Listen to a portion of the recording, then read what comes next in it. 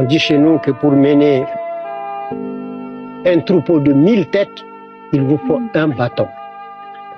Mais pour mener un troupeau de 1000 hommes, il vous faut 1000 bâtons. Pour moi, il y a deux sous-développements. Il y a le sous-développement matériel et il y a le sous-développement aussi intellectuel.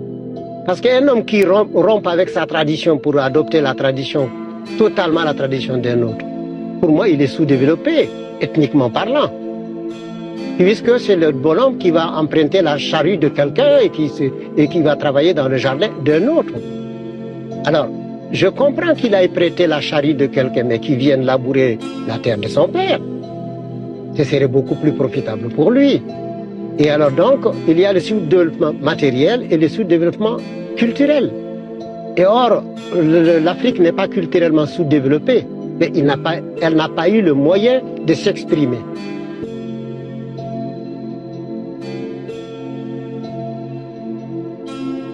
La vie est dure à Mopti, mais les gens ne se plaignent pas. Ils s'accommodent de leur sort avec une dignité remarquable.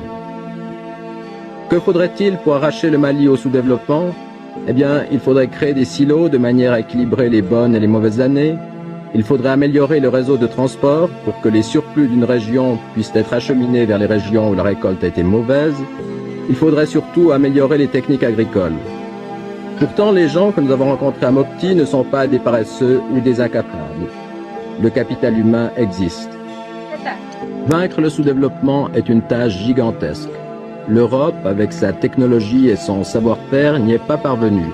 Après tout, n'oublions pas que la France a administré le Mali pendant 75 ans et que le pays n'a même pas atteint le stade du prédécollage. Les dirigeants africains aujourd'hui s'attaquent au sous-développement avec la vigueur que donne une meilleure connaissance du problème. Ils le doivent de manière pressante, car le peuple attend d'eux qu'ils donnent un contenu concret aux idéaux d'indépendance et de décolonisation. Leur responsabilité est écrasante.